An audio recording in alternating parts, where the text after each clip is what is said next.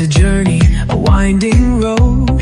Sometimes sweet, sometimes a heavy load. Got questions burning, knots in your heart. Delhi's here to tear them apart from the past that lingers. Ladies and gentlemen, you're welcome back to an exclusive sit-down on Delhi TV. Tonight, we tackle a subject that weighs heavily on the hearts of every Cameroonian. The future of our nation, of course. Just weeks ago, 93 years old President Paul Biya was declared the winner of the October 2025 elections and sworn in as the president re-elect.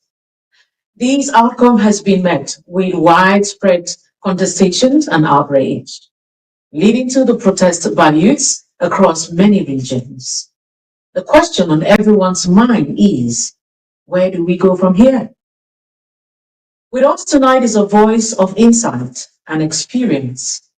Dr. Ambe Valentine, a respected clergy and political analyst residing in Cameroon. Dr. Ambe Valentine, welcome to the show, Dr. Ambe Valentine. It's always a pleasure to have you. Good evening, Delhi. Good evening to viewers of this very, very important and sensitive program. I am very honored. I'm delighted to be on Delhi TV today. The long-awaited Delhi TV for years has finally seen the light of the day, and I'm very proud to be a guest today in this very, very honorable program. Thank you for the privilege to lend my voice to Cameroonians and viewers of this program in the world at large. So, it's always such an honor to have you. You've been there from the very beginning, and up to tomorrow you will be here. So thank you so much for always honoring our invitation. For our viewers, please may I ask and crave your indulgence. Please share this video, share it to as many groups as possible. Tag your friends and your well-wishers, Delhi TV lovers, to come and join us. Let's have a great time together. Like I said, we are here with a respectable voice in our community, Dr. Ambe Valentine. When you hear Ambe and in the same name, you know what that means, right? Quite powerful, but it's always an honor. Like we said, please do share this video. Let's take a very quick break. When we come back, we'll delve into exactly what it is you are here for. Don't go nowhere. Please keep sharing the video. Or family support in Ghana, MoneyFX makes every transfer count. With MoneyFX, sending money home just got faster.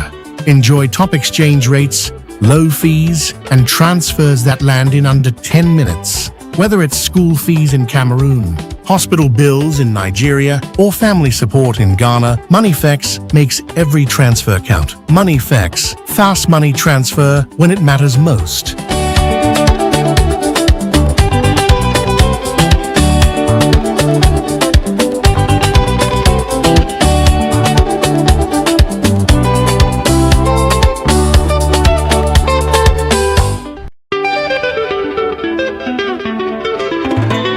With MoneyFX, sending money home just got faster.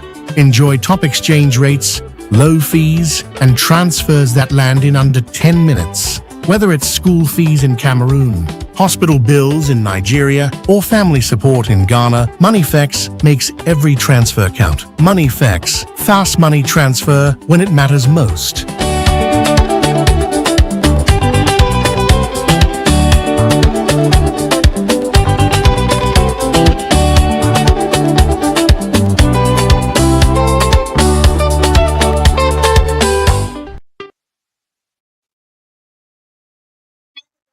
Gentlemen, thank you so much for staying on board.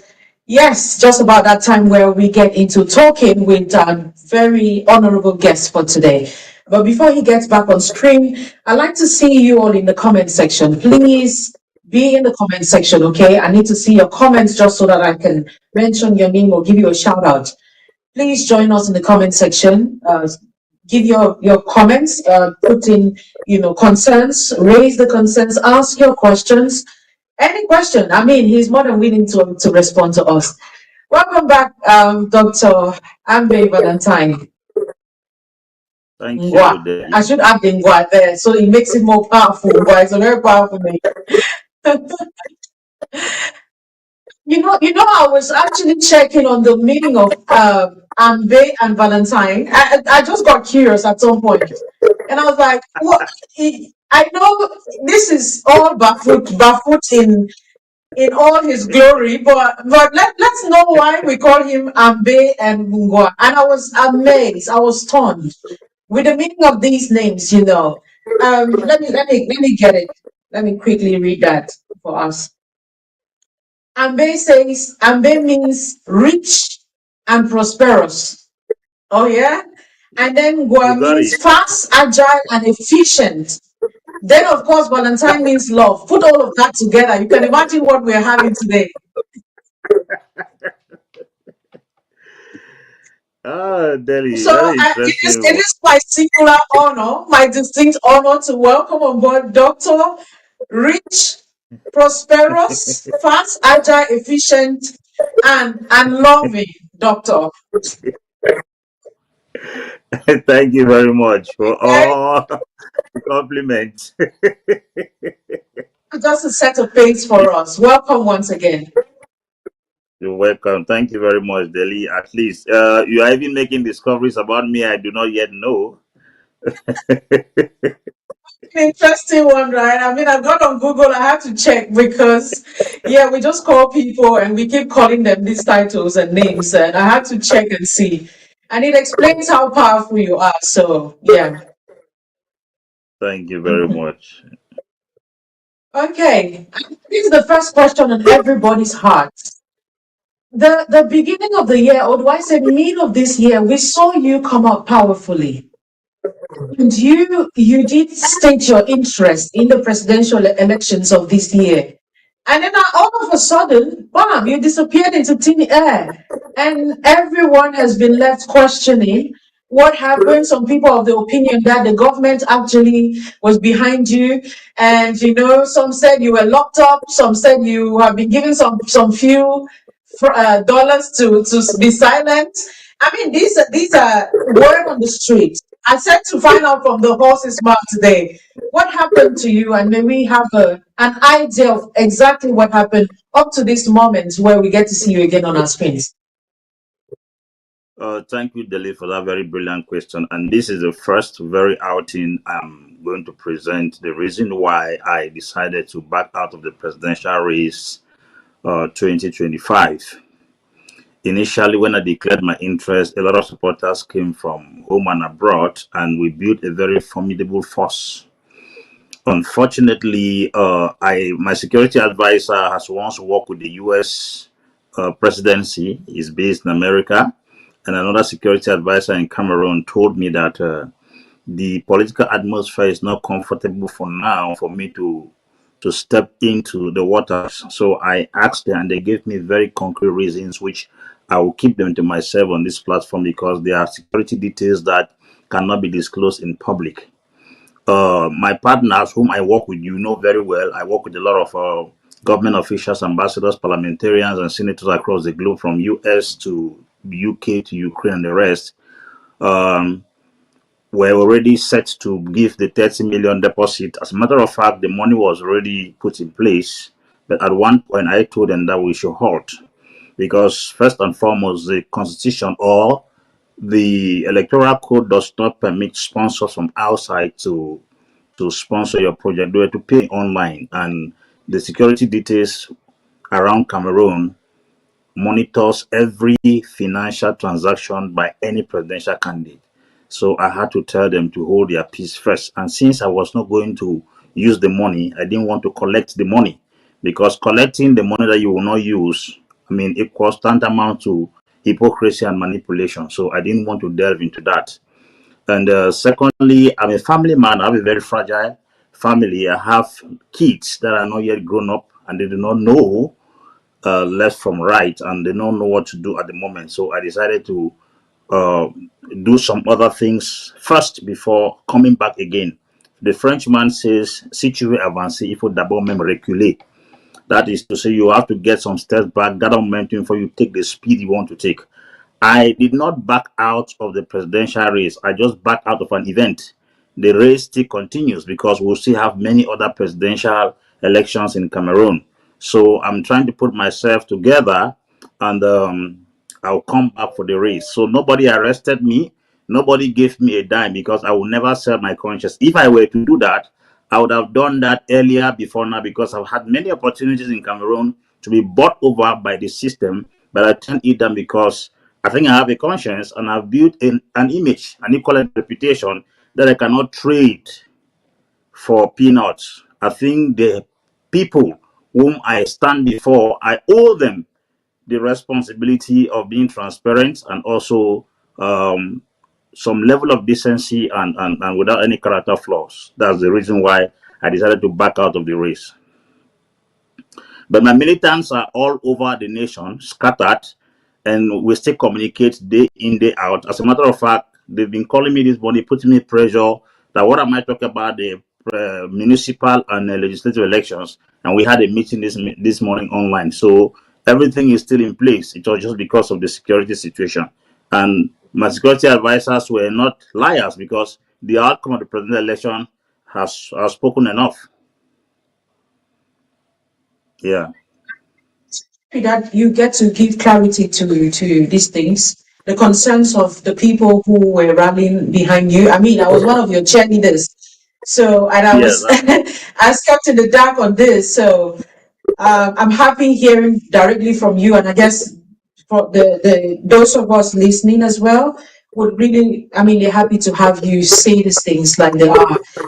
Please, can I remind our viewers, we're just starting. Please share this video from hearts. Share to as many groups as possible. Okay, we have a Baoba in the house, so he's going to be spewing wisdom. Of course, each time he gets here, we get to know that. Now, but before we get into this talk is about the political analyst side of you, because you wear many hats. I do not want to delve into all of that. We're not talking on everything you do. So it's just about the political side of you. We might touch in on a bit of other stuff, but we have many more sessions to talk about the rest of the work you're doing. But because of what is crucial now and the atmosphere, we want to really delve in on politics.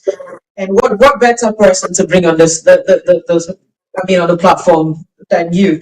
Let's talk on the aspect that a lot of people, though some of them will not outrightly say it, the aspect of a clergy being a political analyst, given that in Africa politicians are known to have, let me say, antagonistic views to those of clergy or scripture. May we understand why that in itself is something that you find pleasure in blending both? And if it's, you would say, a very appropriate thing to do, because a lot of people question that. Yes, there is an information and there is a conveyor of that information. The conveyor may wrongly present a right information, and all those who absorb that wrong information would definitely want to operate according to what they have received. You see, I used to say it is better to be ignorant than to be wrongly informed. Even though scripture says, my poor are distressed for lack of knowledge, an ignorant man can be directed when knowledge comes. But a wrongly informed person cannot be transfigured. He cannot be transformed, I beg your pardon, because he is living or she's living on a wrong information. I think the challenge with the clergy mixing politics with the pastoral ministry or the office of a clergy is not a crime, because from the Bible that we read every day, we have a lot of people who were both priests and kings. You see, coming from a biblical point of view, I want to relate it to those who believe that a politician should not be a man of God and a man of God should not be a politician. In the Old Testament, there were two major ministries. It was either you were a king or a priest prophet. So God gave the office of a priest separated from that of a king. But in the New Testament, God decided to join the king and the priestly office in one man. That's why in the Old Testament, you could have Saul as a king, and he was not permitted to do sacrifices that Samuel the priest was to do. But the New Testament, Jesus realized that the priests in the Old Testament had no inheritance and had no say in the society. So he blended the two in the New Testament. And that's the reason why he came and said, you are a royal priesthood. Royalty is kingship. Priesthood is the office of a priest. So he says these people in the New Testament are a royal priesthood, a holy nation. That is to say, resident or embedded in Apostle Ambe sitting here is the office of a priest and a king. But emphasis has been laid on the priestly ministry, so much so that we begin to look at the kingly ministry as a crime. But Jesus was not foolish to have said you are a king and a priest. So if you look at it critically, we have a very serious challenge with the conveyors of the message, not the message itself. He who teaches you can direct your thinking, your thoughts, and your behavior. And that's the reason why we need to reconfigure the minds of people, both in the secular and in the Christian world, on God's perspective about leadership. Because leadership is the capacity to translate vision into reality. It has nothing to do with your religion. We've seen people who are clergies who transform the society. Mother Teresa was a nun that did what most people were not in secular leadership did. We have a lot of examples in the world. So, coming back to the New Testament, who is a priest? A priest is somebody that stands in intercession between God and the people. Those are the characteristics. So, a priest is an intercessor. A priest is somebody who teaches the word. A priest is somebody who is out to consecrate the people. Who is a king? A king is somebody who does administration. A king is somebody who controls the wealth. A king is somebody who manages the resources of the society. So if Jesus says you are kings and priests, it means you shouldn't bury one of the ministries in you. I am a priest and equally a king.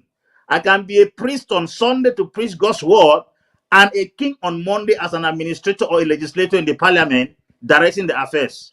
How do I bring the word of God into the parliament? It is not by preaching. It is by being a participant, because you can preach on the pulpit. There's some people who vote in the parliament. What will happen?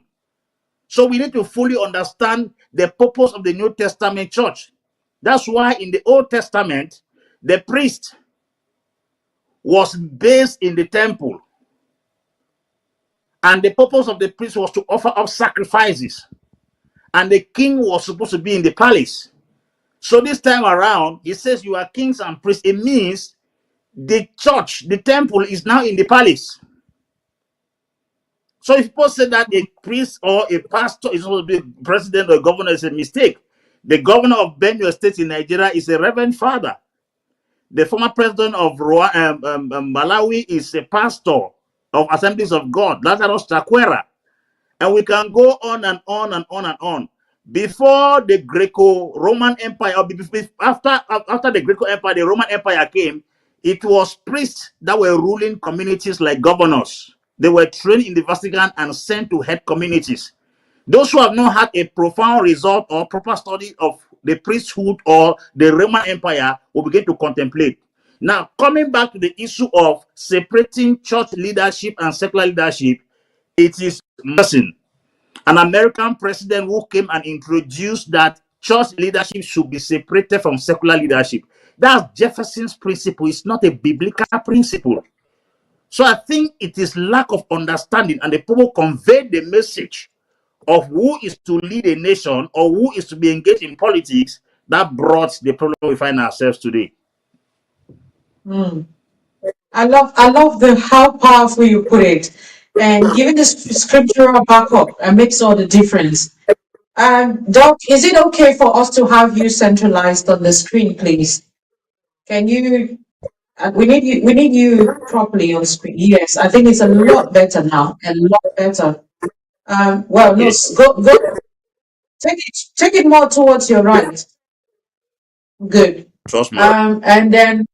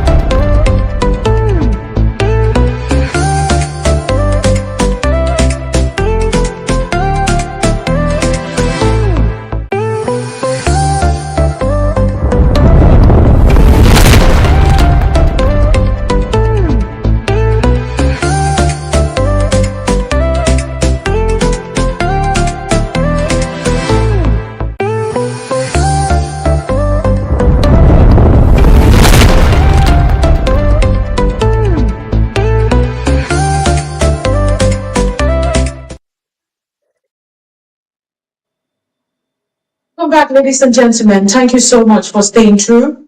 Please, I keep insisting, can we share the video? Share to as many groups as possible. Tag your friends. Okay, tag. There's no limit to the number of times you can share. Before the break, we were talking to Dr. Ambe Valentine, and he did give a vivid and a very explicit reason or analysis of why clergy people should be interested in politics, putting mirroring kings and priests, and he gave scriptural justifications to this. I was really impressed by it. Thank you so much, and welcome back once again, Dr. Ambe. Thank you, Delhi. Always honored to be here.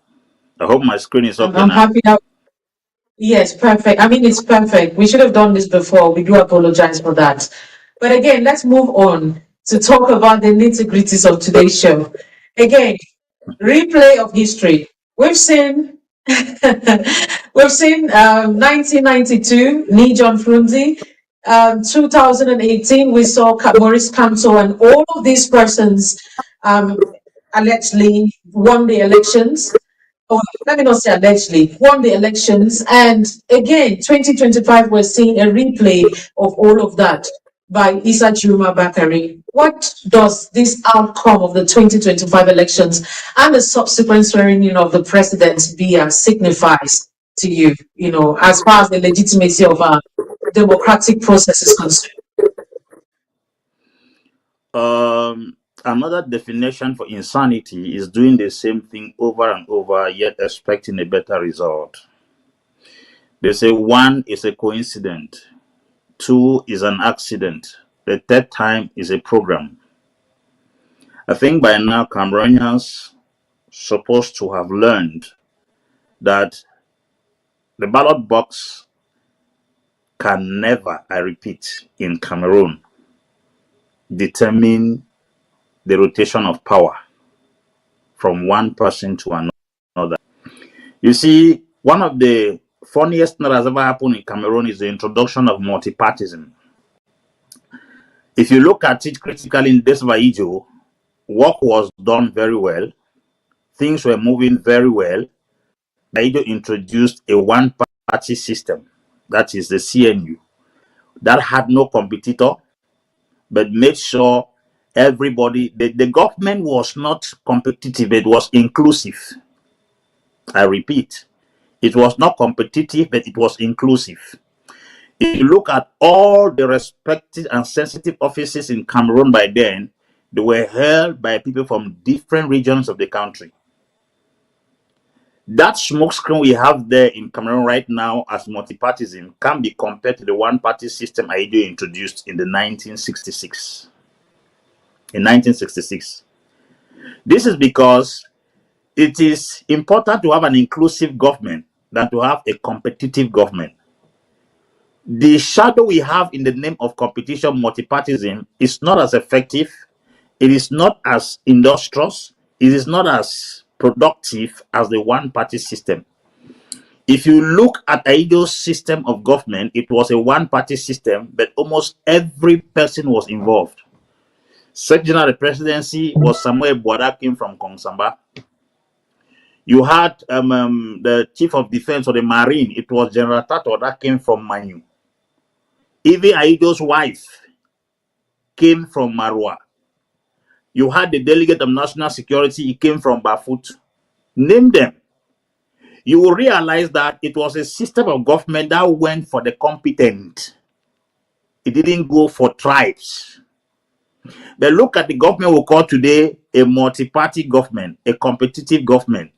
It has become a tribalistic government, and that is what is affecting the nation Cameroon. The reason why the president has so much power is because the people who are in power are from the same clan. So they hold the government as a tribal thing. They are not holding it as a national treasure. So if we see elections keep happening this way, go around. Who is the head of the Constitutional Council? It's a man from the Betibulu clan. Who is the Secretary General of the Presidency? Betibulu clan. Cabinet, Director of Civil Cabinet, Betibulu clan. President, Betibulu clan. Chief of Defense Staff, Zemeka, Betibulu clan. So you realize that the strategy, Galap Etoga is there in the gendarmerie. So the strat positions in the government are held by people who can hold the government at ransom to a particular tribe. Delegate of National Security, Garangele, Betibulu clan. So it is a smokescreen democracy that is wrapped up in tribalism, not even one-party system. And that's why you see the president is so powerful. So powerful, because we are practicing Cameroon is not nepotism that is in Cameroon. Nepotism would have been better because people from different tribes and then fighting. This is tribalism. It's just like racism. They say tribalism is discrimination within a kind, while racism is discrimination against a kind. So what we have in Cameroon is tribalism. That's the reason why they will forge the figures of the election. They pick a few, how do I put it? I don't want to use words that will insult people. A few low-thinking people, let me use that word, garnish the whole stuff to make it look like government. No. So that's the reason why the rigging of elections and all the rest put together is always effective. So if we say we are not using the ballot box to win elections in Cameroon, how do we cause power to rotate? Somebody will be thinking to use arms. No. When all Cameroonians will realize that not only a group of people are feeling the pinch of the mismanagement, the looting, and the manipulation of national resources, when the entire nation comes to that consciousness, the people have the capacity through civil disobedience to kick out that government in place. The police, the army, the gendarme, the air force, the marine put together cannot overpower 2 million Cameroonians that decide to shut down the streets of Douala, shut down the streets of Yaoundé, no payment of tax, no electricity bills, no opening of shops. Let them use the Scotch F policy of Samora Machel to drain that government dry, because it is the people's tax money that empower the government to keep staying in power. You are feeding the snake that turns around to swallow you, and you cry out tomorrow. If the citizens of that country paralyze the government by not giving them opportunity to have access to finances, that government will go out, and it takes a leader to champion that move. But the problem is Cameroonians are very, very greedy. The few who can have their way to it, They will prefer to trade the destinies of the millions who have made up their mind to transform the nation. Carrying guns is not an option for me. There are many ways. Mahatma Gandhi picked a document in 1946 when the UN was established in 1945. Part of the constitution of the UN was that every nation is sovereign. Mahatma Gandhi, a law student that just came out from the university, picked that document and read and began civil disobedience until India got independence 1 year later in 1947. That is because the Indians all unitedly rallied behind Mahatma Gandhi. The weakness of the Cameroonian people is not because the government is strong or it has a military. It is the division amongst the people. When you hear people like opposition leaders who were supposed to have come out to bring the tally of the results to prove that what Chiroma was saying was the truth, or what he's saying is the truth, everyone kept theirs and they were the first to congratulate a president over it was very, very wrong and it was rigged. So how do you explain this kind of misfortune that has befallen the people? Because I used to tell people that one of the ways that God punishes a people is to give them bad leaders. So it's very important for us to understand that the battle of the gun, taking reference from the Anglophone crisis, has not been able to bring a solution to the government in place. Until we dismantle the tribalism that operates in the nation and also come to the consciousness that what affects Kumba affects Yaoundé. What affects Yaoundé affects Garoua. What affects Garoua above them, we will never come out of this mess. I told somebody, and I'm still saying it here. People are saying that, we should not bring war, we don't want to see blood. Listen, Delhi, if we take statistics of how many people die of the bad roads in Cameroon per year, the battle of the gun has not killed those number of persons. If we take statistics of how many people die of poor health because there are no health facilities, the battle of the gun has not done that. If we take now how many people die of corruption per annum, I tell you the battle of gun. So when people keep saying that we don't want gun, we don't want gun, we don't want gun, what happens in that nation is that there is a serious economic, political, nutritional, and call it genocide taking place in that country. So let them not tell us that we are preaching peace, because I see a few clergy come on air because they are looking for their names to enter into the good books of men that they want to preach peace and then keep justice as if God is just a God of peace, not a God of justice. They are preaching peace. We cannot accept gun. We cannot do this. While I do not promote gun, but I tell you, the amount of deaths that go on in that country per year because of the things I have named, the battle of the gun has not killed those number of persons. And somebody has to take time to educate the Cameroonians to understand that the deaths that go down per year without the gun, but because of the corruption, the poor health condition, the bad roads, can be compared to how many persons died in the strike that just happened in Cameroon. That's the truth. You and I live in Europe, and you cannot see deaths of accident commonly in Europe. You cannot see deaths of sicknesses common in Europe. Where I presently live now, I enjoy free health with a doctor assigned to me. And when I look around the nation, they don't have the kind of resources that we have. So, who is actually holding the real gun in Cameroon? Is it the young men who pick sticks in the streets because of hunger? The young men who walk about with little den guns, or the people who stole millions that were to use to construct health facilities? The people who stole millions that were to be used to tar roads that kill so many people per annum. That's the question we are asking. So it is a political education that the people need to reconfigure their minds to understand that the fight is not a fight for a political party. It's so confusing to realize that people are taking a fight meant for the nation and handing it to a political party. Political parties are just groups that have been set up to carry out legal procedures, but the fight, Cameroonian fight, not a political party's fight. I think that's what we are, Delhi. Yes, Dr. Dr. Ambe, we really hear you.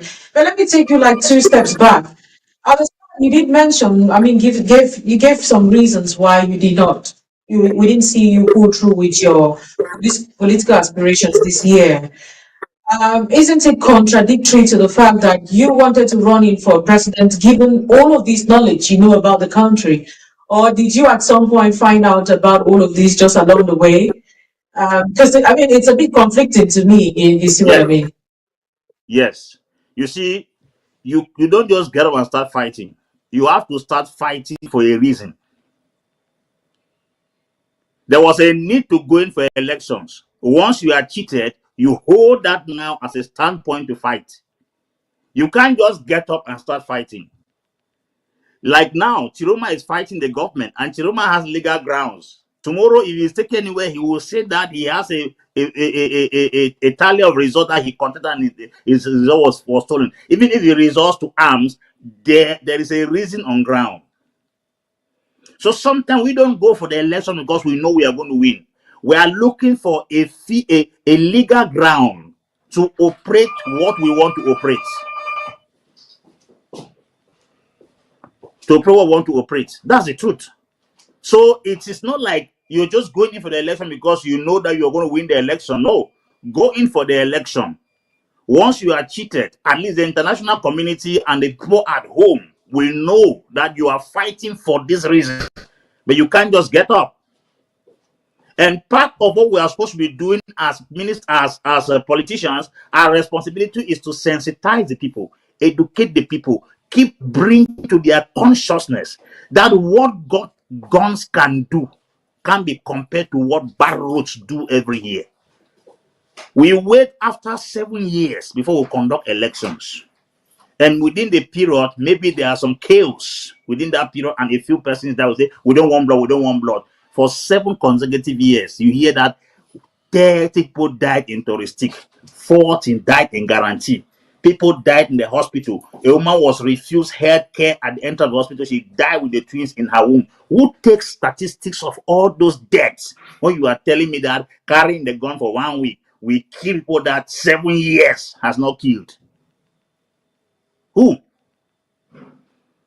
Do they think that Cameroonians are blockheaded? Cameroonians are ignorant? Or Cameroonians are not educated? If they are not educated, we will educate them. That's the truth. So it's not contradictory. We're going for the election because we needed the legal ground to fight for something. You can't just get out and start fighting. Dr. Bay, we do hear you. Yeah, at the start again, you did mention, you talked about the legislative, the parliamentary elections, and the interest in that. Would you say that, given the circumstances you've just elaborated on, has further given rise to voter apathy amongst the youth? You know, and what would you say, as far as the youth are concerned, being part of the political system in Cameroon? Yes, I was one of the persons who was campaigning for youth to register massively for the elections that were coming. That was coming, I beg your pardon.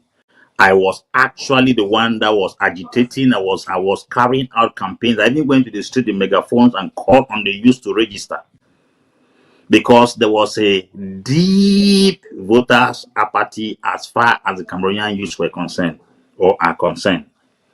But then you see, you realize that this year's registration has been the highest since we started conducting elections in Cameroon. We're at about 8 Certainly, point something certainly. million.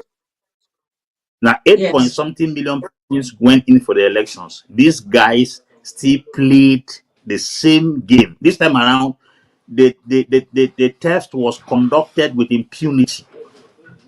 It's like somebody is stealing your things with your eyes open and telling you that he has not stolen. So I think with the results of the election, it has also affected greatly because many people were telling me that you are the guys who told us to go and register and vote. Look at the outcome. Look at what has happened right now. See what has happened right now. We have voted and finally we have not gotten anything in return. Look at how unfortunate we Exactly. are. Look at how we are. I told them that there is always a reason to try. They say he Yes. that has not failed is somebody who has not tried. When you try and Understand. fail, Yeah, you have alternative means to survive. So I believe that's that right. this act has brought us to a position that we now understand that even numbers do not count as far as elections are concerned in Cameroon. So we have to start looking for an alternative means because we're thinking that the more we register, the more we could conquer. But unfortunately, this strategy too has not succeeded. So definitely, we have to keep trying other strategies. It was Thomas Edison who tried to make the incandescent fluorescent bulb 699 times and he failed. And the 700th time he succeeded. And when they asked him, how many times did you fail? He said, I didn't fail. I only realized that there were 699 ways not to do it. So we now understand that there are many ways not to do it in Cameroon. They will definitely get the way to do it. Let's get. I mean, before we get into legislative parliamentary elections in Cameroon, I'd love to read some of the comments that I have here. Ladies and gentlemen, please again share this video. I'd love to have your comments. It's a lot we'll be talking about. Of course, you know Dr. Ambe has a lot to spew.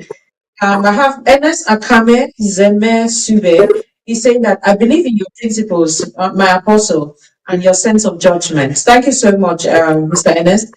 I have Silivi Sylvie is saying, I hear you. If you, by any means, you're watching maybe from other platforms, please get on Daily TV, okay?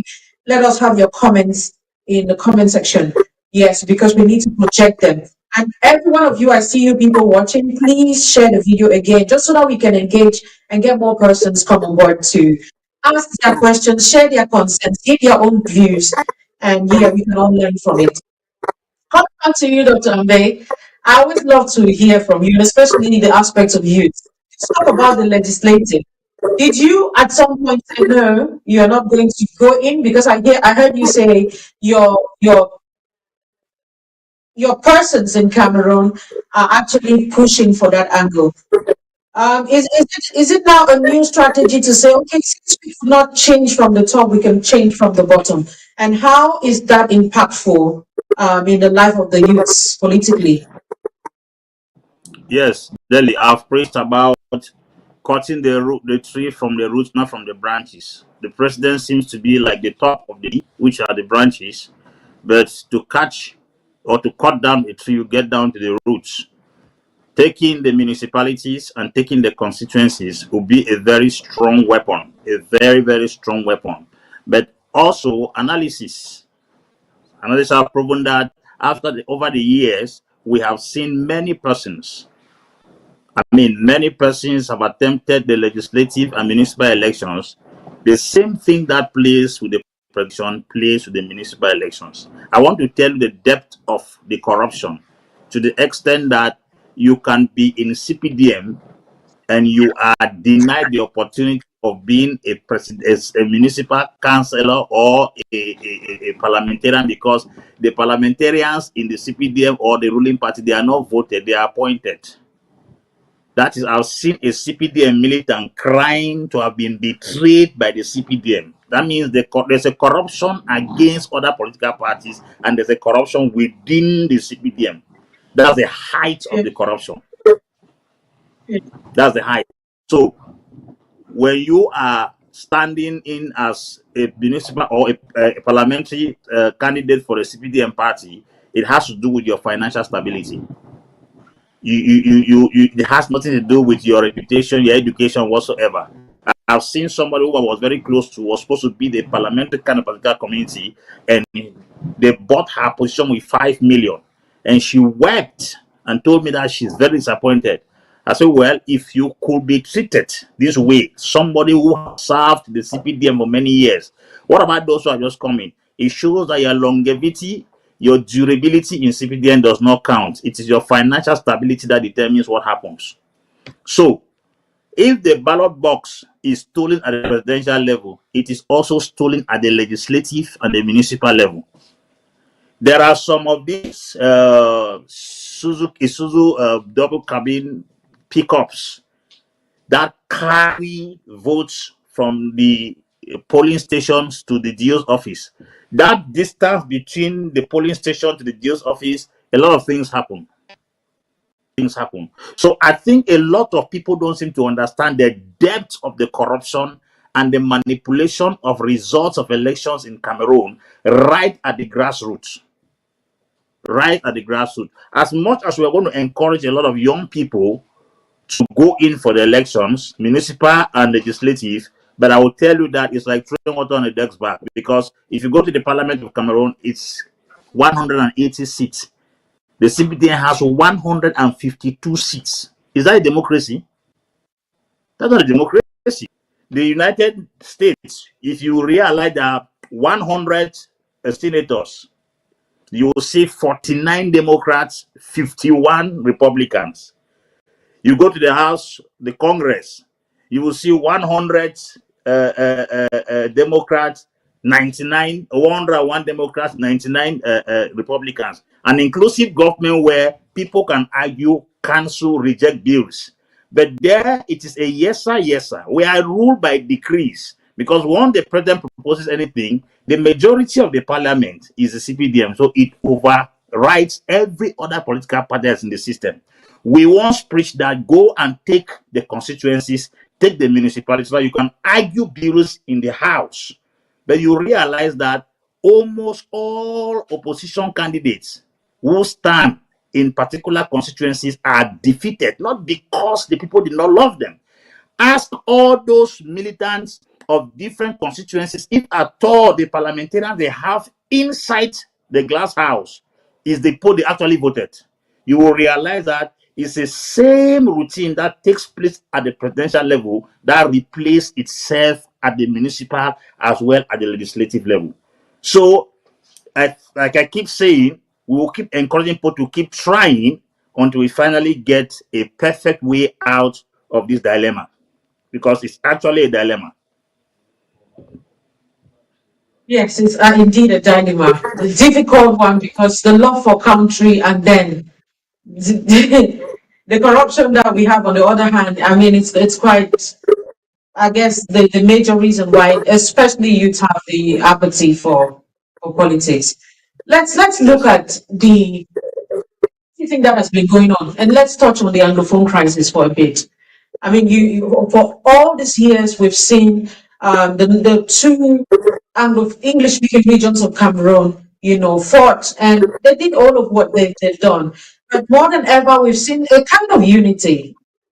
To say it's just temporal, but that leads me looking at it in that light. Would you say there has been a unity that is commendable, given every opposition party has come on the, like, I would say, one voice as it is right now? Or would you say, on the other hand, it has rather aggravated the crisis we have in Cameroon? Because at some point, it looks like every other person stood with one voice and was speaking. Would that in any way help out with the crisis in Cameroon, English-speaking regions, or you think it was just a farce? You see, every revolution has stages. And as a political analyst, I don't analyze based on how I feel or who I support. I analyze based on what is unfolding at each level of the revolution. What has happened in the English-speaking region of the country has taken us through a period of learning, a period of regrets, a period of torture, a period of reflection. And if I see unity tomorrow, I won't be surprised, because everyone now looks his or herself in the mirror and begin to acknowledge where they missed it. I started singing many years ago and clamoring for Anglophones to come under a single umbrella because they cannot fight in a divided way. This is because, based on my research, we have had a lot of revolutions in the world. It is not who dies in the revolution that determines the winner. The government has lost so many properties. but that did not stop them from actually continuing the war. The strength of battle is the capacity to stay till the end. It's longevity. You see, there is this group of people in Papua New Guinea called the people of Bougainville. They are the minority, but the most resourceful. They began fighting against the government of Papua New Guinea to separate. At one point in the revolution, they had camps, they had divisions, they had separation, they had strife, they had misunderstanding. But all these things came at a particular end when they realized that it was not beneficial to all of them. They now came under one umbrella and then began agitating until New Zealand came in, Australia came in, finally they were given independence. We also have the Tamil Tigers in Sri Lanka. They fought from 1993 till 2009, 26 solid years. But they finally surrendered to the government. We have the guys in Colombia who fought for 50 years and finally sided with the government.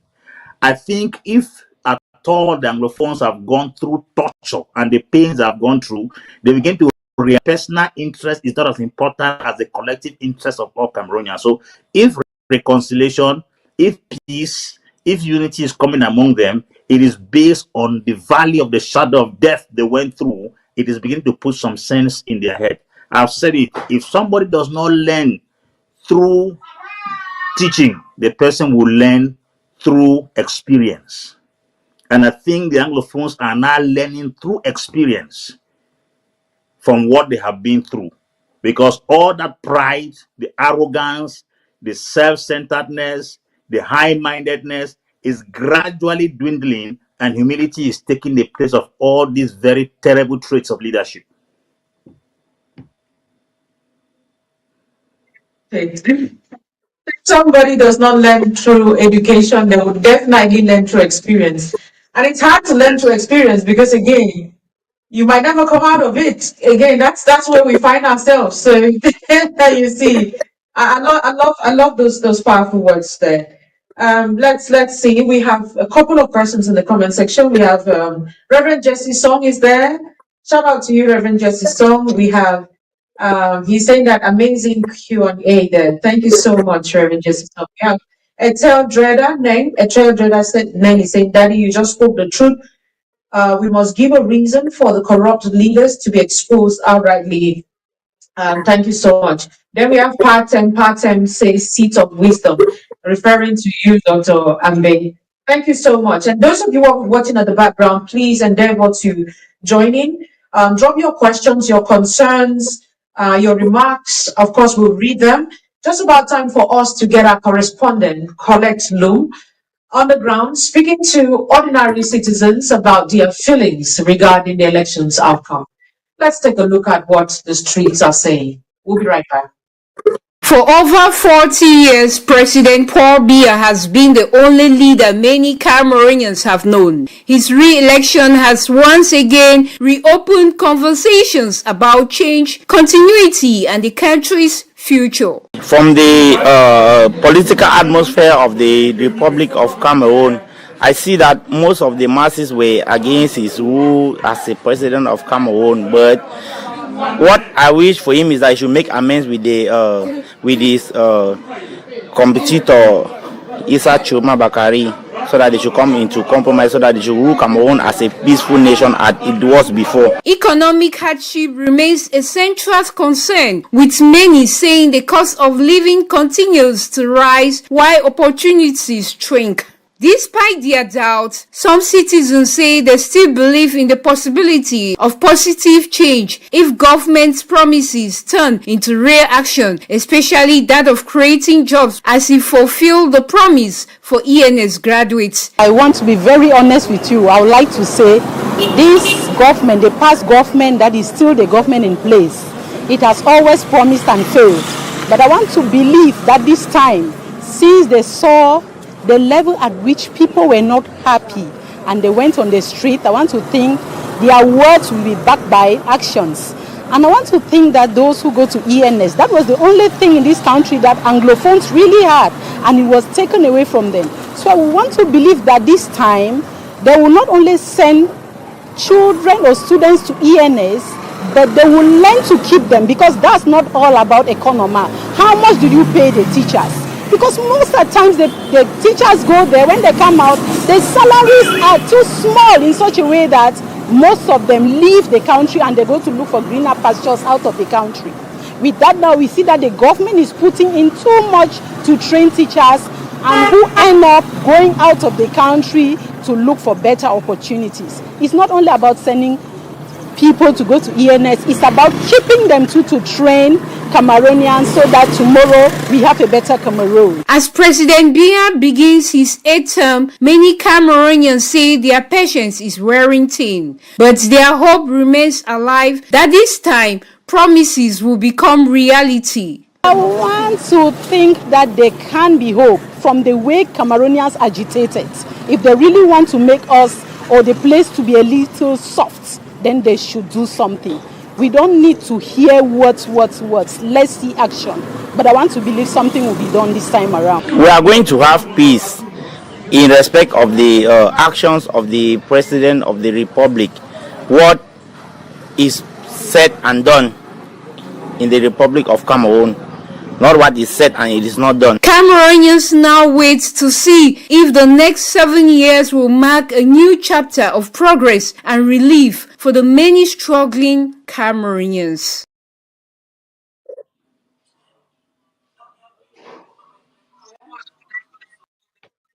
Welcome back, Doc. You heard from those who spoke, the speakers, and particularly the man who talked about working hand in glove. Isa Chiruma Bakari working hand in glove with President Phobia. But before we get into that, may we have your initial thoughts about, first of all, what you've just watched, and then we get into your initial thoughts about Isa Chiruma Bakari and all of what he stands for. The voices remain the same, Delhi. Cameroonians are fed up, Cameroonians are frustrated, Cameroonians are disappointed. Somebody cannot promise you for 43 years without delivering, and then you are expecting him to fulfill it in the next 7 years of your life. How do you expect somebody to be given 43 years to do an assignment and the person failed woefully, and then you are expecting the person to pass the exams in the next 7 years? The leadership responsibility of Cameroon is like a classroom exam given to anybody who is leading. Write and put the answers. If you don't put the answers, you fail. We take you out of leadership. Many persons have grown old, died, because they were expecting the promises of this government. And you are expecting us, who are also gradually rounding up age-wise, to also be waiting for what our parents waited and did not see. Is it the Messiah that is to be born that we are waiting for his arrival, or is it some magic that they're going to perform? Somebody who was with his senses and couldn't do well. Is it when he's gradually losing it that he will do well?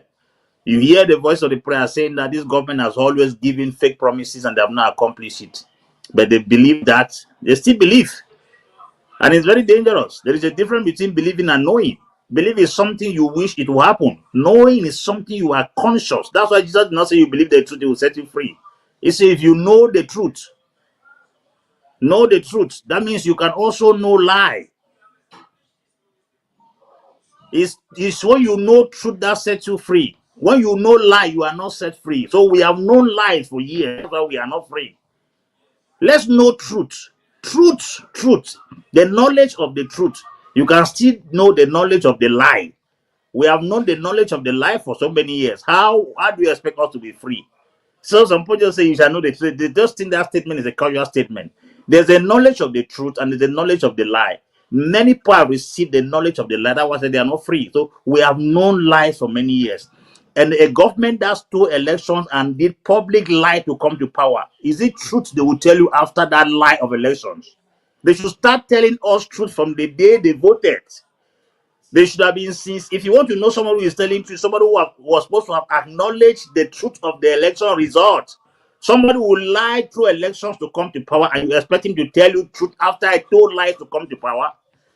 Please, let's grow up. Let's grow up. frustration in your voice, Dr. Bing. But again, let's keep that aside and get onto Isa Chuma Bakari. He was the main opposition party leader. I mean, like we said at the beginning, it looks more like a replay of history. Your initial thought about him giving he stands as a very controversial figure, regardless of the fact that Cameroonians rallied behind him this October. Yes. You see, Delhi, there is an adage that says a drowning man can hold the tail of a crocodile as the last hope to survive from a river. Even the tail of a serpent becomes a succor in the life of a drowning man. Chiruma was not the choice of Cameroonians. Chiruma only came as that crocodile tail that Cameroonians had at the last moment to hold on to so that they may not drown. And I tell you, after these elections, Cameroonians will have nothing to do with Chiroma. If Chiroma does nothing in this period, because they never voted him because they loved him. They voted him as the last man standing.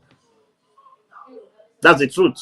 If you go to the street and do Vox Pop, they will tell you that we voted Chiroma because that was the last hope. And the last hope has become the only hope.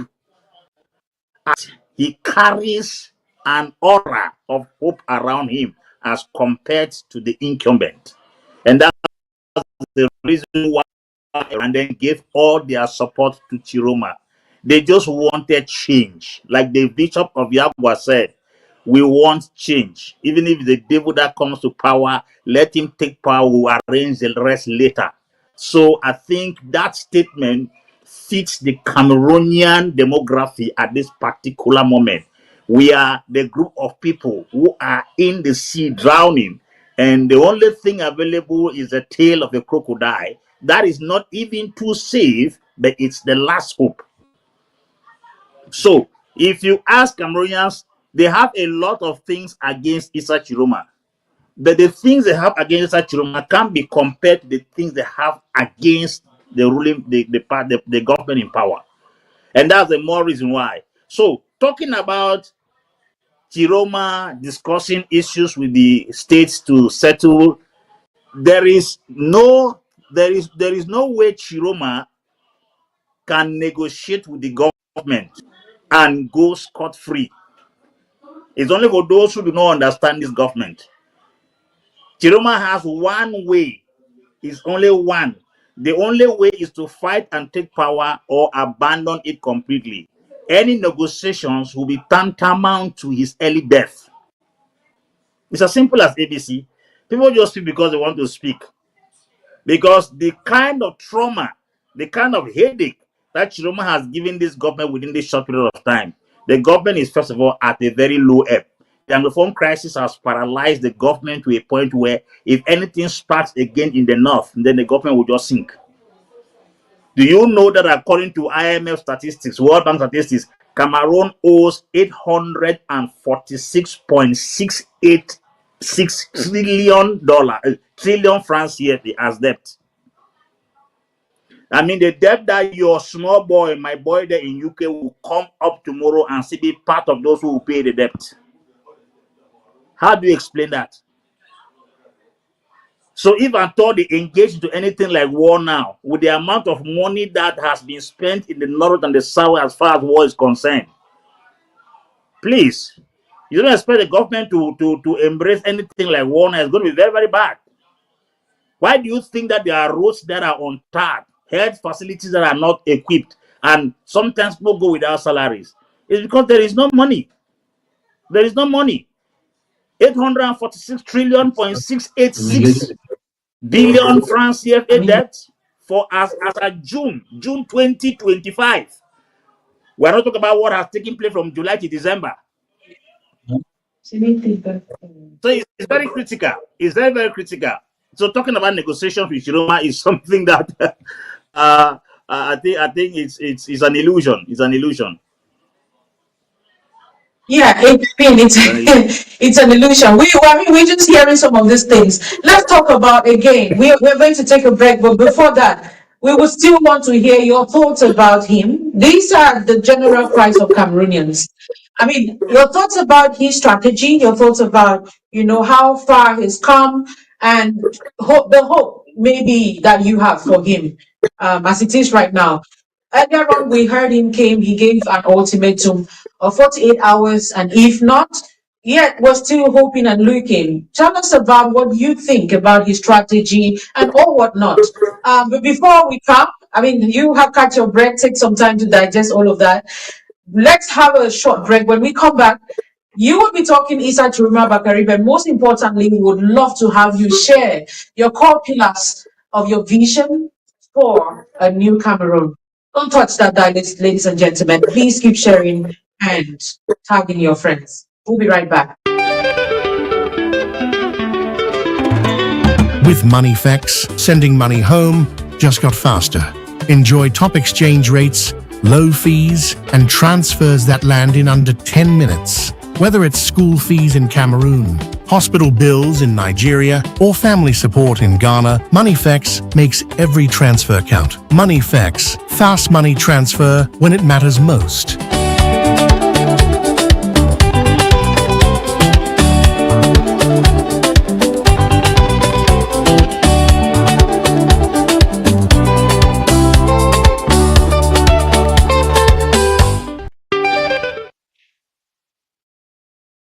Welcome back, ladies and gentlemen. We were talking just before the break, we've been talking to Dr. Ambe Valentine. He is a seasoned mind and on this aspect, especially being a political analyst. So we had to hear his views on what he thinks about the entire elections, the political situation of Cameroon as it is right now. But before we went for the break, we were talking specifically on Isa Chiruma Bakari. We want to hear his views about what he thinks on his strategy. I mean, what you think, is not been properly done. What you can give out as an advice, because of course he is listening as it is right now. Yeah, the floor is yours, and the mic is yours. Yes. Many people don't seem to understand Isa Chiroma Bakari's experience. Isa Chiroma Bakari is not a baby in the government. And for him to have risen tomorrow, I told somebody said, oh, Chiroma is a part of the government that has been sent to manipulate Cameroonians, and even Michel Biemtong came out and was saying that. Listen, there is nothing Chiroma is looking from that government anymore. There are many desperate people who have joined expedition to become municipal councillors, regional councillors, parliamentarians, senators, as well as ministers. Chiroma ministerial position for 3 years. What is he looking for in the government anymore? Even prime ministerial position will not still satisfy Chiroma. That's the truth. For a man to have resigned from a ministerial position people are desperate to have, tells you that he is not going anymore to get the benefit that many are looking for in the government. Chiroma is going to bring a change he has seen in that same system for many years that he thinks he can handle. And I think with his experience in the government, he knows all the loopholes of the government and understands how they operate, and probably must have developed empathy for the masses. That's the reason why he decided to resign. Chiroma is not the people who are seeking for bread and sardine. There is a group of people in the military who are looking for bread and sardine. Chiroma does not fall within that class. Chiroma was one of those who were distributing bread and sardine. So he definitely wouldn't have resigned because he's still looking for bread and sardine. That's why they proposed him prime ministerial position. He refused. I think that is somebody who has carried the burden of the people to the extent where he's willing to pay a last sacrifice and then restructure things and then back out of power, because there is no office you want to give to Chiroma again that government that will satisfy him. Minister of Transport, Minister of Communication, Minister of Vocational Training and Employment. Come on, let's Cameroonian wake up. Wake up. Are you telling me that Chiroma will need to contest for elections again before they give him prime ministerial position? No, and I don't think he's even looking at that presidential position to look for money or power, because the ministerial position in Cameroon is enough money and power. It's enough influence. And if at all he resigned to become a presidential candidate because he's going for something far beyond his personal interest. So I believe what he says, those are 6 principles that he positioned on the ground, positioned before us. These are the things he intends to do, because he's outright federalism, grant amnesty to those who are in prison, restructure the health system, educational system, infrastructure. I think those principles are coming from the heart of somebody who has seen it all in the government. If it was somebody who had not enjoyed anything in the government, we would have been saying that he's throwing flatteries in order to attract us to vote so that he can enjoy the goodies of the nation. But I don't think this man is looking for anything in that government anymore. He must have seen the emptiness of the people. He must have seen the cry of the people, and he's going there because he thinks he has something to restructure back in the government, in the nation. Number two, you must understand that Chiroma has once been a protege of Mamadou Ahidjo. You know that children don't forget their father. I think he's doing this thing also as a legacy to honor the name of the man that raised him up in the political terrain, Mamadou Ahidjo. Because you and I know that Ahidjo was the one that helped sponsor Chiroma and gave him the opportunity to go to school and be what he is today. Because ancient North in those days, you have to recite the Quran until you are 10 years before you think of going to school. So Chiroma went to school late, for those of you who do not know. And Ahidjo played a very pivotal role for Chiroma to be educated where he is today. So I think he's trying to leave a legacy for his ancestor. And I believe that there's a level of sincerity in what Chiroma is offering Cameroonians. So much, even though we look at him as a last resort, we look at him as the only crocodile tail in the ocean we have to hold to come out. But as the days go by, looking at his philosophy, studying him as a person, taking critical analysis of his personality and what he's been through, I think Chiroma means well for Cameroonians. That's my opinion. Somebody can think something. I think that's my opinion. He means well for Cameroonians. So I think he deserves and he needs every support that Cameroonians can offer him to ascend the high office of the nation. There's good things might not change automatically, but I think his philosophies will find expression as the days go by.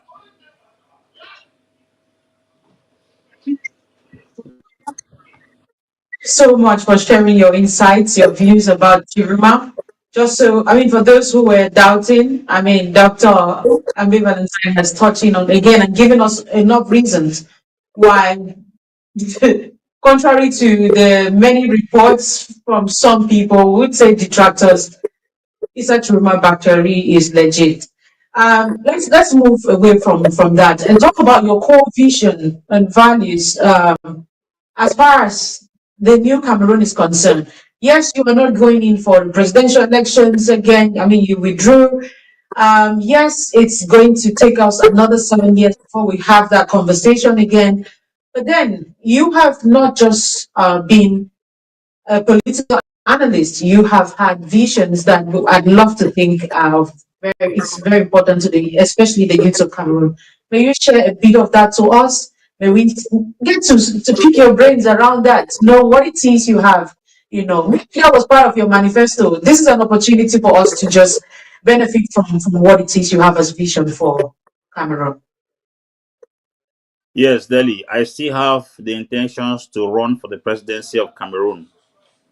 I'm just trying to take my roots deeper in the ground because the system of government we have, if you are not deeply rooted in the ground, when the wind blows, you'll be uprooted.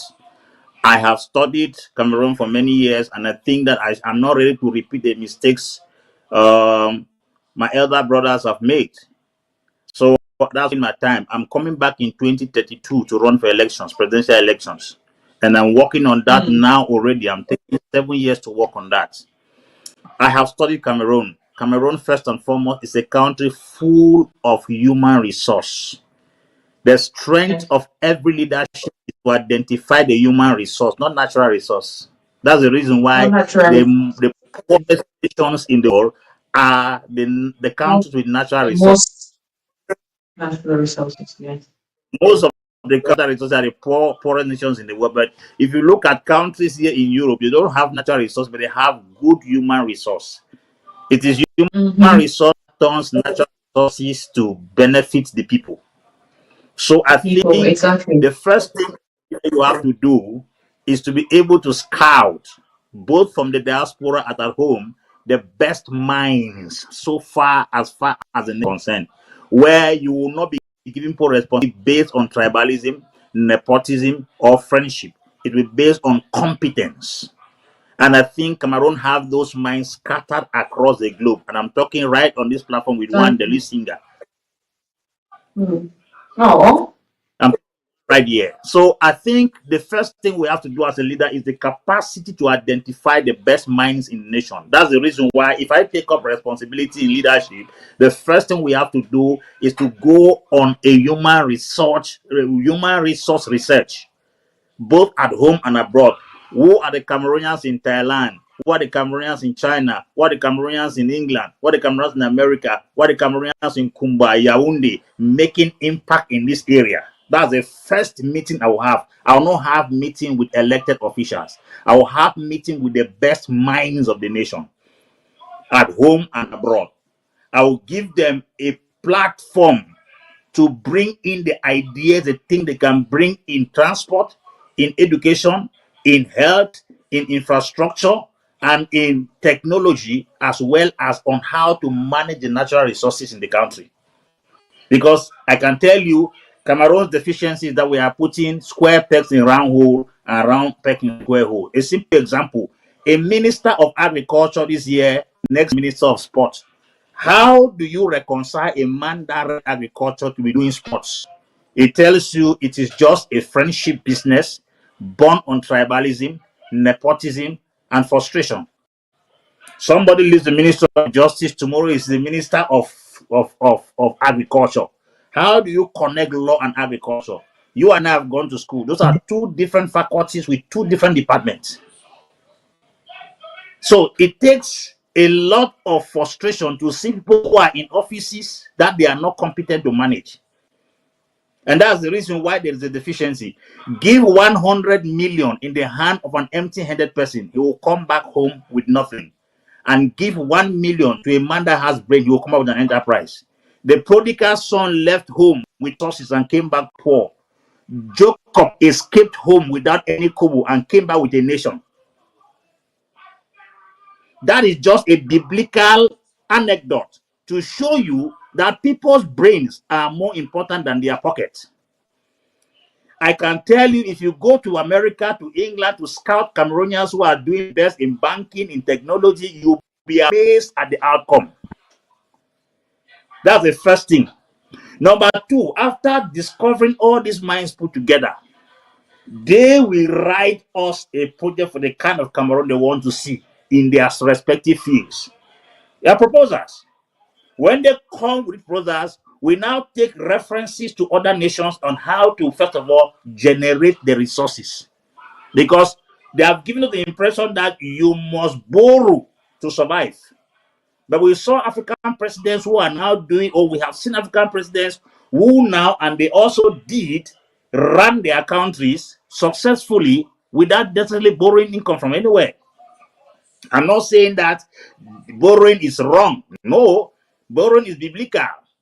But borrow to multiply, don't borrow to embezzle.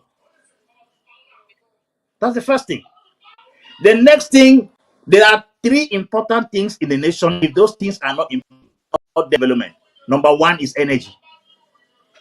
Cameroon has the best hydroelectricity power in the whole of Africa. I am not mincing words. Take it from my mouth. But you see, if we turn the electricity from being a necessity into a business, it's going to create impact. Because Cameroon has the capacity not just to generate electricity, but also to market electricity. There is no industrialization, there is no economic growth, there's no agricultural development if there is no power, no energy. It's one thing that produces many things. What the people say, oh, we are going to develop in agriculture. See, the foundation of every industrialization is energy. We have to start focusing on how to generate more other sources of energy, because we cannot just rely on the hydroelectricity power. There is solar, there is incinerations, where you burn all these waste materials and generate electricity. China uses it, Singapore uses it.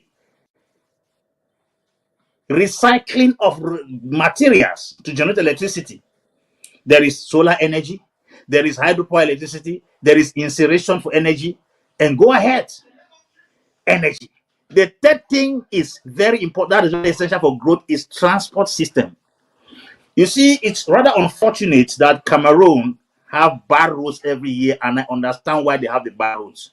Because we don't have alternative means of transport. I live here in Spain. We have metros. I've come to UK there. There are metros there. There's substitute road. The amount of vehicles and passengers that go through the roads can't damage very fast because people have alternative means of transport. They have rails, they have maritime, they have air transport, they have road. Cameroonian roads are overused because we don't have boats that transport people. We don't have rails that transport people. We don't even have a good airline and airports that would have reduced the amount of persons using the roads. So if I tell you that we have a This is the best problem I've with heard, the and as far as management of resources, it's not because we don't have resources, we don't have the resourceful persons. Not that we don't have, we don't go after them. Transport is very essential. Another aspect is mind transfiguration. We have to transform the mind.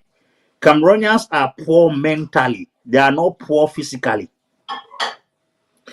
We should organize more entrepreneurship conferences than peace conferences because it takes only a hungry man to fight war. Go to North and Southwest. All those who were thriving in businesses or thriving in business, I beg your pardon, they never wanted war. Look at all those who pick guns, they had nothing doing. So the more you empower the people, the more peace comes. So it is economic growth that brings peace, not peace conferences that bring peace. So Delhi, I have a lot to say, but that's just except you want me to continue.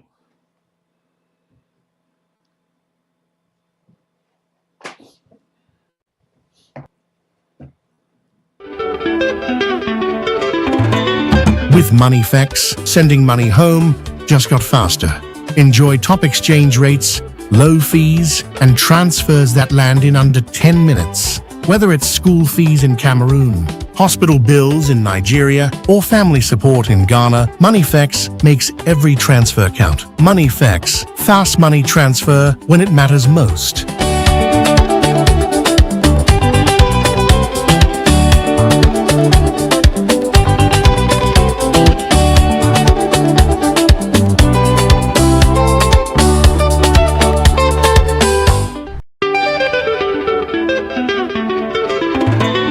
With MoneyFX, sending money home just got faster.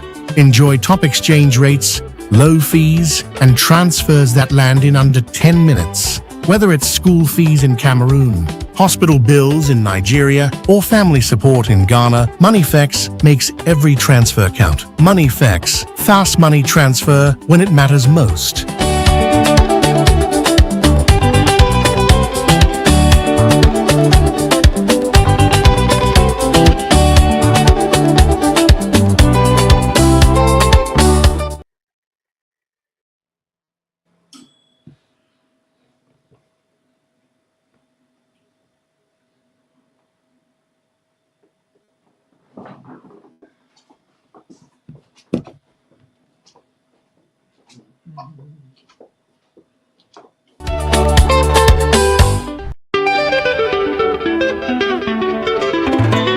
With MoneyFX, sending money home just got faster.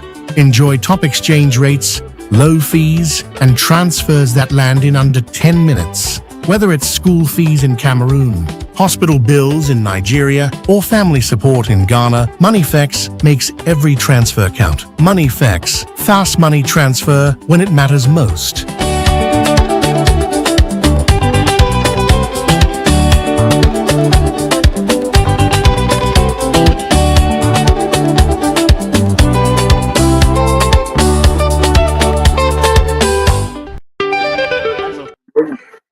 We have to start working on the minds of Cameroonians. You see, the idea of everybody intending to run out of the country is simply because we have not taken time to make Cameroonians see the treasures around them. There is a story of a man that sold a piece of land in search of gold. He went around looking for gold everywhere, and the money he saw gold while transporting himself from one place to another looking for gold, he spent every single dime on him on hotel bills, feeding, transportation, and the rest. The person who bought the gold came, dug that they who bought the land, I beg your pardon, came, dug the land, and found gold under. This is to let you understand that Cameroonians are looking for gold somewhere while gold is around them. That's just a simple truth. It's important for us to make Cameroonians understand that that land is full of treasures. It's just because the wrong people have caused them to see only evil around. Only evil around. People see nothing else around Cameroon, only frustration, poverty, sickness, and backwardness. Meanwhile, they are sitting on gold, yet they are looking for gold somewhere else. So I believe that if we carry out a strong program of transforming the minds of Cameroonians and bringing them to a place of proper understanding that there are treasures within them that can cause a shift in their lives and destiny, a lot of them will begin to understand, to appreciate the value and the power that they carry. So I think the fourth thing we have to do is to working on the minds of Cameroonians. Working on the minds of Cameroonians. The fifth thing we have to do is that we must play to our strength. Cameroonian has a strength. Cameroon, I beg your pardon, has a strength. The strength of Cameroon is not in oil and gas. When I see people sometimes beating around the bush, there are countries in Africa, if you want to count about oil and gas, is their strength. Talk about Nigeria, talk about Libya, talk about Angola. Cameroon has oil and gas, but that's not where its strength is, because the greatness of every nation is where that country plays to its strength. Every Cameroonian will bear with me that our strength is in agriculture. Agriculture supposed to be a primary focus of all Cameroonians. I remember the Taiwan king who died, but there was one that took Thailand, I beg your pardon, from where it is to from where it was to where it is today. He knew the strength of Thailand was agriculture. He used only agriculture to transform that nation today. Thailand is a voice in the world. Cameroon is not in other fields like many other countries. It's unfortunate to see that Cameroonians are trying to look at oil and gas as if it's their sector. No. The only country where you can throw plum seeds accidentally become plum tree. You throw pear seeds accidentally become pear tree. That is a message they are sending to you. Yes, I spoke about guarding the resourceful minds of Cameroonians, building energy, building transport, transforming the minds of Cameroonians, as well as engaging in the area of our strength. The area of our strength is agriculture. Cameroon is not strong in oil and gas. Let's not pay our attention to that. We are not strong in other areas. Our strength is in agriculture. A clear sign is that Cameroon has the best dishes in the world. We have variety of dishes in the world. Number two, everything grows in Cameroon, even accidentally. Do you know that the water crops in Israel, by measuring milliliters, they have a system of irrigation where water is measured to water crops because there is no water. Israel practically is in the desert. But Cameroon, we take a bucket of water and throw under a sucker of plantain because the water is available and the crops grow. Accidentally, you cannot plant pear in Israel, but you can plant pear accidentally in Cameroon. You chew pear, you eat pear, you throw the seed behind you. Tomorrow you come back, it's a tree. That's a communication. Cameroon is a country where almost everything grows there. If you go to the north, all root crops grow in the north, from garlic to ginger to carrots and the rest.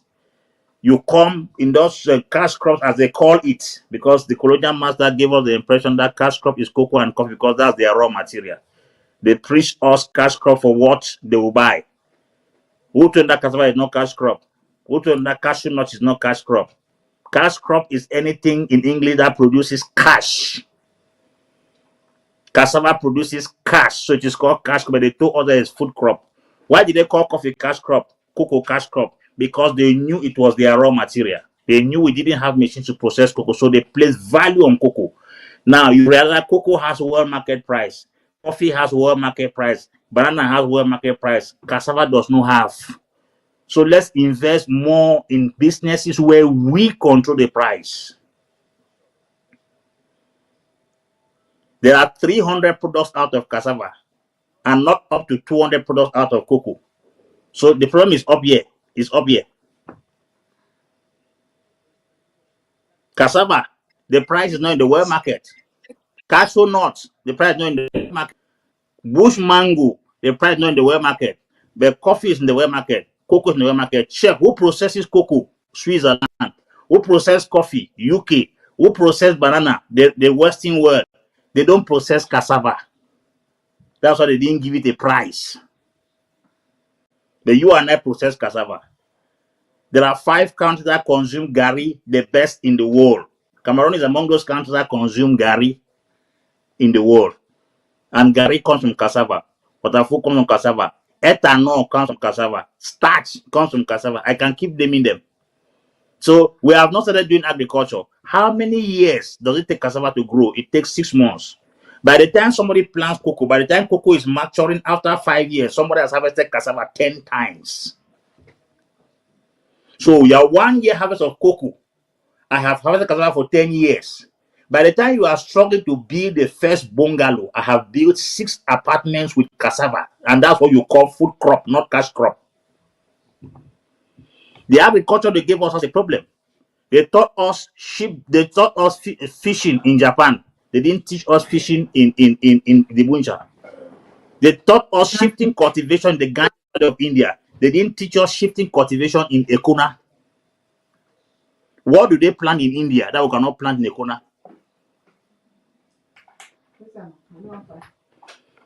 So if I continue here, we will not stop. I know. Thank you so much for pouring out your heart to us so graciously. Thank you so much for that amazing analysis. You put it in a way that nobody does. I bet you do that. There was a time you and I we were having a conversation, and you said rice is you said Igbo cocoa is the solid form of rice. I was like, bars, this is bars, man. And you said they have only just packaged it and now selling it to us like this is that's it. But then we minimize the Igbo cocoa, and then we so prioritize, or I mean put so much value on rice. And it got me thinking, like, but I mean, I'll listen to you all day talk about these things, and I hope that Cameroonians can listen to you. But then we're looking forward to 2032, where all of these will be implemented, because that's the thing. It's a lot of comments here. Young Holiday is saying that I sure said Denny saying that the record the video. This man strong very widely. Certainly, Young Holiday, thank you so much. That's our artist from Cameroon. He's been watching and he thinks you're fantastic. And that's why he's asking that he said he hopes that we're recording. Of course, we are recording. It's going to be here, and I hope that you people can share as well. Get excerpts like this, put it out there. He's going to come on here as many times as possible just to give us this wisdom. When we listen to him, man, we need that. You can understand and give him a standing ovation, right? We have Elvis Prosper says, bravo, Apostle. We have Raisa and Joe Barra says, chai, like seriously, Apostle. I mean, everybody's in awe. We have Raisa again saying that the problem is just the political system in position now. We hear you, Raisa. Mentally very poor indeed, of course. Young Holiday says, man, the talk sends very badly. Young Holiday, I think you should sing about him. You should rap about him, because I know that your rap is on stuff like this. And I know you can put these words together. These are people we should project out there. These are people whose brains, we should clone your brain. Somebody buys the opinion of us cloning your brain, dog. I have Vicky Best things that very right, Dr. Ambe. Then we have a question, if he's there. From Reverend Justice Song. Reverend Justice Song has a question for you. I hope that he can come back again on board for us to complete our insightful conversation. Okay, I'm very insightful. This video will be here, so you can go on, listen to it, watch it again, and of course, do justice to it. And please remember to share. Okay, I think that if Dr. Ambe is there, please get him back on screen for him to give us our final words. Take one question and his final words, and then we can call it a day. But do not fret, okay? He's going to be here again in many other capacities. Like we said, he wears so many hats. Today, he was just talking about, the political side and the atmosphere of Cameroon as it is. But then there's a whole lot in him that we want to explore. So yes, he will come back. Yes, thank you so much, Director Rumi. Director Rumi says powerful, powerful indeed. I mean, we're going to watch this video over and over and we can circulate the excerpts as much as possible. Let me see those of you who were there, who were watching. We do appreciate you all. Thank you so much for coming back. I'm not too sure if Dr. Ambe is there, if he has gone for good, because yes, we've had a couple of glitches. I'm not too sure if his own side is okay. Producer and director, if we have him, please let him, come back to the studio. While we're waiting on Dr. Ambe, please feel free to send in your questions. He's very much willing to respond to them. When we come back after the break, okay, yes, when we take this break, it's because we want to adjust one or two things and we want you to, hey, pay attention to the commercial break on the screen and patronize those products. It's very important. Thank you so much. Do not go away. We'll be back.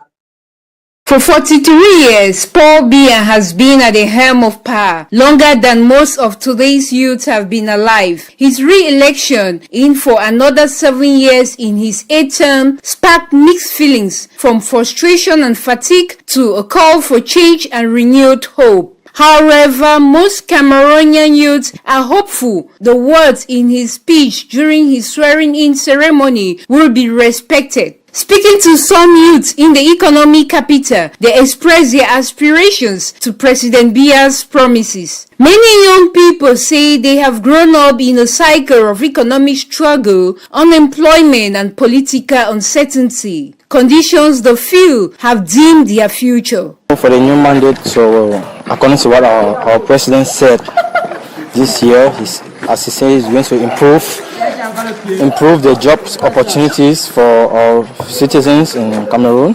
So he gives a timeline of maximum of a month to do such things, and we also need to look into the developments of the roads. So we don't need fake promises. We have been used to this for 7 years, so we need a change. Others are more cautious, saying that without political will and generational inclusion, not much will change. I'm seeing the way things are expensive, and I want that things should not be expensive, and I want, because some of our brothers that went to school, they came out, they do not have a job, and I want that they should change so that all of us can have a job when we finish school. The problem is our country. For the issue for the election in Cameroon, whatsoever go on, whatsoever. Where's the swearing of Mr. President here? He promised us to you that we have to bring us great job opportunity. As President Biya embarks on his 8th term, the youth, who make up more than 60% of Cameroon's population, say their message is clear. They want progress, not promises, especially unfulfilled promises. Firstly, the job opportunities, as I said, the road development, and the education standard of each student, both in the secondary level and high school and university level, and all the professional schools in our country that are there to help us presently. So it's not good for us to complete all the stages in education and stay back at home. That is one of the things who kill the youth of our country, who even promote them to go abroad. So we really need the development of our country for this next 7 years, as our President Excellence Paul Biya has said it. With 7 more years ahead, Cameroonian youths will be watching closely to see if this new term brings the change they have longed for.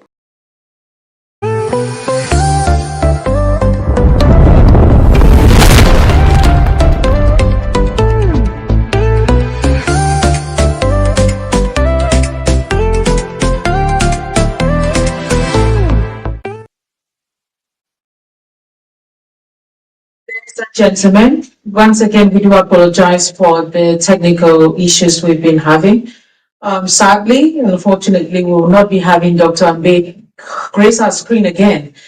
Sadly, he could not make it. But then, do not fret, okay? I think this is about one of the very few times when we've had a guest and most of you clamoring for him to come again, yes, most definitely we'll convene again with him and we'll talk more than just politics and every other thing, especially about his vision for Cameroon, because I think every Cameroonian should have that printed and you know, put on their doorpost. Thank you so much, everyone who has been there. This has been an exclusive sit down with him. And be sure to like our videos, to share and to subscribe across all our platforms, okay? Because this simple act of yours can take us to the next level. We do appreciate every one of you. Raisa and Joe Barra, you're asking for Dr. Ambe's contact, of course. Maybe after this, if he's willing, of course, I'll share with you. Director Roming's there. Young Holiday, I do appreciate your stopping by. Okay, thank you so much. Elvis Prosper, Raisa again, Vicky Best, Reverend Jesse Song, sadly, we could not take your question. It's quite important. We'll obviously get it across to Dr. May and be rest assured he would respond to it. We have, Etel Jerda Neng. Thank you so much. Park Tem, thank you so much. Sibili, Paul, thank you so much. NS Akame, thank you so much. And for the rest of you watching at the background, this has been a sit down on Delhi TV. I am your intentional host. I'll see you again next time. Same channel, same place. Next, another guest.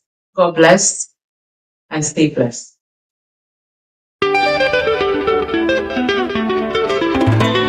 With MoneyFX, sending money home just got faster. Enjoy top exchange rates, low fees, and transfers that land in under 10 minutes. Whether it's school fees in Cameroon, hospital bills in Nigeria, or family support in Ghana, MoneyFX makes every transfer count. MoneyFX, fast money transfer when it matters most.